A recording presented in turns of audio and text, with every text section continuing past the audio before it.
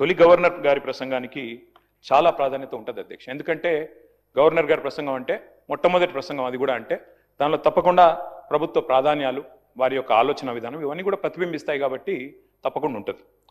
నేను ఒక్క విషయం కోట్ చేస్తా ఉన్నా అధ్యక్ష. గౌరవనీయులు మన రాష్ట్ర గవర్నర్ 15 డిసెంబర్ 2023 నాడు, ఆనాడు ఇదే సభలో తమరి నాయకత్వంలో ఆ రోజు ఆనాటి గవర్నర్ తమిళిసై సౌందరరాజన్ గారు చేసిన ప్రసంగంలో ఒక్క మాట మీకు కోట్ చేసి వినిపిస్తాను అధ్యక్ష. ఆ రోజు గవర్నర్ గారు తొలి ప్రసంగంలో వారు చెప్పింది ఏమంటే, ప్రజా సంక్షేమం కోసం, ఇది గవర్నర్ గారు నేను కోట్ చేస్తున్నాను అధ్యక్ష, 6 గ్యారంటీలు ప్రకటించాం.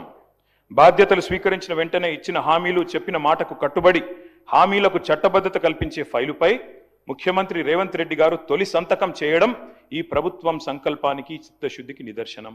ఇది గవర్నర్ గారు ఆ రోజు 15 డిసెంబర్ 2023 నాడు చెప్పిన మాట అధ్యక్ష.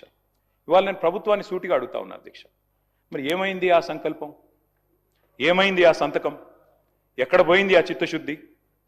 మరి సంతకం పెట్టిందని మీరే చెప్తారు ముఖ్యమంత్రి గారు, గవర్నర్ గారు చెప్పారు, ఏదో ఆషామాషి వ్యక్తి కూడా చెప్పలేదు అధ్యక్ష.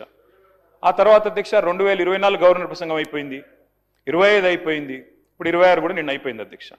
మరి ఇన్నేళ్ళైనా కూడా సీఎం గారు సంతకం చేసిన ఆ ఫైల్ ఎక్కడ పోయింది అధ్యక్ష? 28 నెలలుగా గడిచిన ఆ ఫైలు ఎక్కడ మాయమైంది? కాకెత్తుకపోయిందా? లేకపోతే FSL అగ్ని ప్రమాదంలో కాలిపోయిందా? లేకపోతే మరి విచిత్రమైన విషయం అధ్యక్ష, ఇది ఒక గవర్నర్ గారు చెప్పిన మాట కాదు, ఇది మీ బాస్ రాహుల్ గాంధీ గారు చెప్పిన మాట. తొలి క్యాబినెట్లోనే 6 గ్యారంటీలకు చట్టబద్ధత కల్పిస్తాం. తొలి క్యాబినెట్, ఇప్పటికి నాకు తెలిసి ఒక 50-60 సమావేశాలు అయినట్టున్నాయి క్యాబినెట్. ఎక్కడ పోయింది అధ్యక్ష మరి తొలి క్యాబినెట్లో 6 గ్యారంటీలకు చట్టబద్ధత అన్నమాట? ఇది కాదు అధ్యక్ష. అధ్యక్ష, క్యాబినెట్ సమావేశాలు ఇన్ని జరిగినాయి, మరి ఫైలు మాయమైంది అధ్యక్ష. ముఖ్యమంత్రి గారు మాయమై సంతకం చేసిన ఫైలు, తొలి సంతకం, అది కూడా ఎక్కడో చాటుకు చేయలేదు అధ్యక్ష, బహిరంగంగా చేశారు, బహిరంగ వేదిక మీద చేశారు. ఎక్కడ పోయింది ఆ ఫైలు? ఇవాళ నేను ప్రభుత్వాన్ని డిమాండ్ చేస్తా ఉన్నా అధ్యక్ష, ఆ మాయమైన ఫైలు ఆచూకీ కోసం స్పెషల్గా ఒక సిట్ ఏర్పాటు చేయాలని చెప్పి నేను డిమాండ్ చేస్తా ఉన్నా అధ్యక్ష. ఎందుకంటే మాట్లాడితే సిట్టు అధ్యక్ష, గవర్నర్ గారిని, అట్లాగే పవిత్ర సభని, అట్లాగే మొత్తం రాష్ట్ర ప్రజల్ని ఇవాళ మోసం చేసి గవర్నర్ గారి ప్రసంగానికి విలువ, విశ్వసనీయత లేకుండా చేశారు అధ్యక్ష.